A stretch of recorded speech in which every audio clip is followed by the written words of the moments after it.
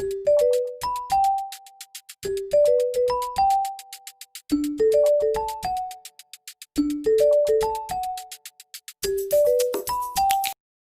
Friends, आज हम बात करेंगे उत्परिवर्तन और उत्क्रांति के बारे में। तो शुरुआत करते हैं उत्परिवर्तन से। सजीवों में जनकों के कारण ही वे अपने जैसे सजीवों का निर्माण करते हैं तथा इनमें से ही कुछ जनुक जैसे कि वैसे अगली पीढ़ी में संक्रमित होते हैं, जिसके कारण माता पिता के कुछ आनुवंशिक गुणधर्म उनकी संतान में आते हैं। परंतु कभी कभी इन जनुकों में अचानक परिवर्तन होता है। जनुक का कोई न्यूक्लियोटाइड अचानक अपनी जगह बदलता है।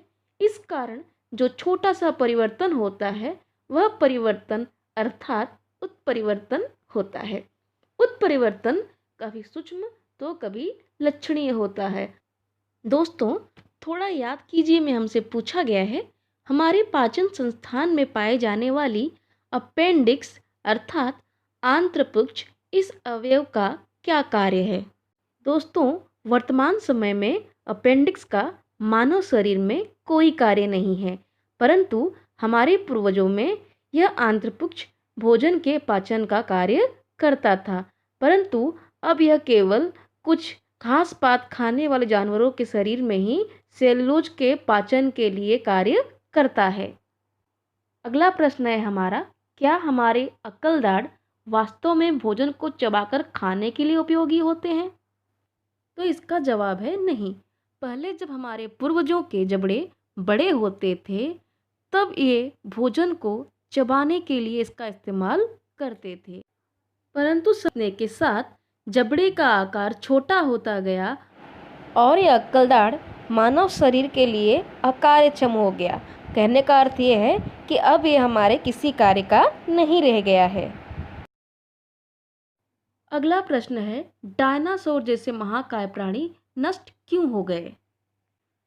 दोस्तों, वैसे डायनासोर के अंत के लिए बहुत सारी अटकलें लगाई जाती हैं, लेकिन दो ऐसे कारण हैं जो कि संभावित कारण हो सकते हैं।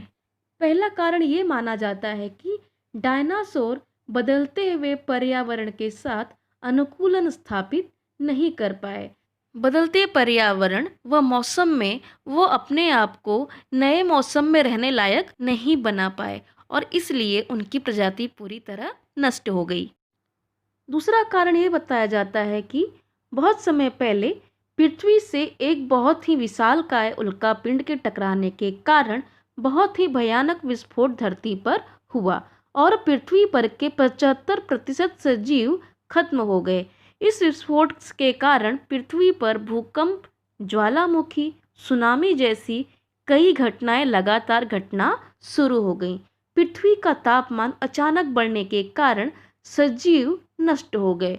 विस्फोट के कारण धूल धुएं के बादलों ने पृथ्वी को कई वर्षों तक ढके रखा, जिससे कि सूर्य की रोशनी पृथ्वी तक न पहुंचने से हिमयुग का आरंभ हुआ। हिमयुग में खाने पीने की कमी के कारण बाकी के बचे हुए जानवरों ने भी प्राण त्याग दिए। इस प्रकार इस विशालकाय जानवर डायनासोर का अंत हो गया। अगला प्रश्न है, प्राणी तथा पक्षी इनकी अनेक प्रजातियां नष्ट क्यों हो रही हैं? दोस्तों, पृथ्वी के मौसम व पर्यावरण में लगातार परिवर्तन होने के कारण कुछ प्राणी अपने आप को इस नए मौसम में अनुकूलित नहीं कर पाते। शहरीकरण तथा जंगलों की कटाई के कारण तथा पशु पक्षियों के लगातार शिकार के कारण प्राणी तथा पक्षियों की अनेक प्रजातियां नष्ट हो रही हैं। दोस्तों, अगला टॉपिक है हमारा उत्क्रांति। उत्क्रांति अर्थात सजीवों में अत्यंत धीमी गति से होने वाला क्रमिक परिवर्तन। यह प्रक्रिया अत्यंत धीमी एवं सजीवों का विकास साध्य करने वाली प्रक्रिया है। प्राकृतिक चयन की अनुक्रिया के लिए सजीवों के किसी एक वर्ग के विशिष्ट लक्षणों में अनेक पीढ़ियों तक परिवर्तन होने की जिस प्रक्रिया द्वारा अंत में नई प्रजातियों का निर्माण होता है, उस प्रक्रिया को उत्क्रांति कहते हैं।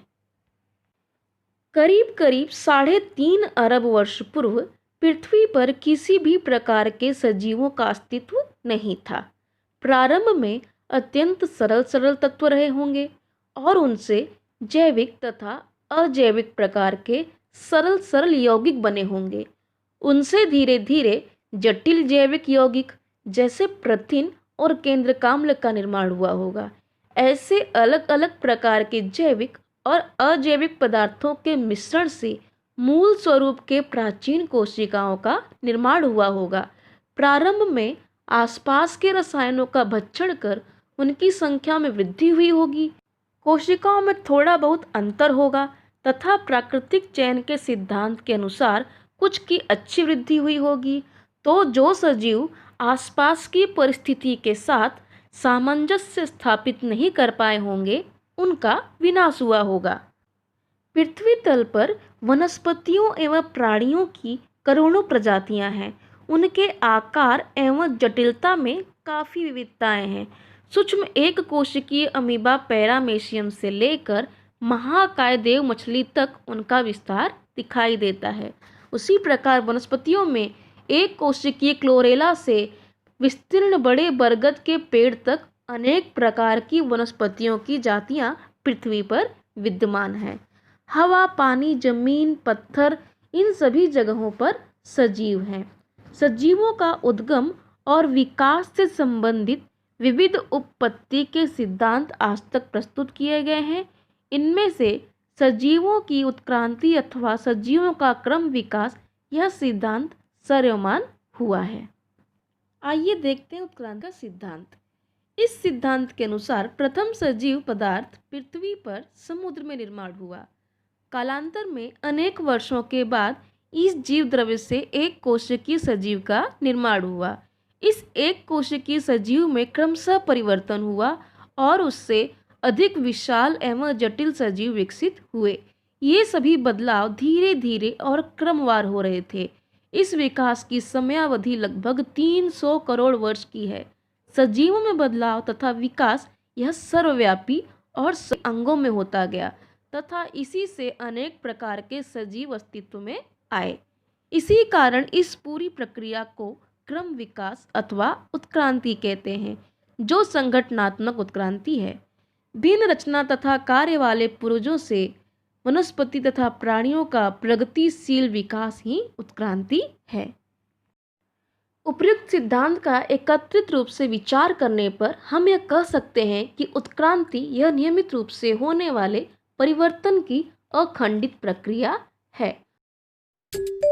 दोस्तों, आज के लिए इतना ही। मिलते हैं अपने अगले वीडियो में। तब तक के लिए बाय बाय।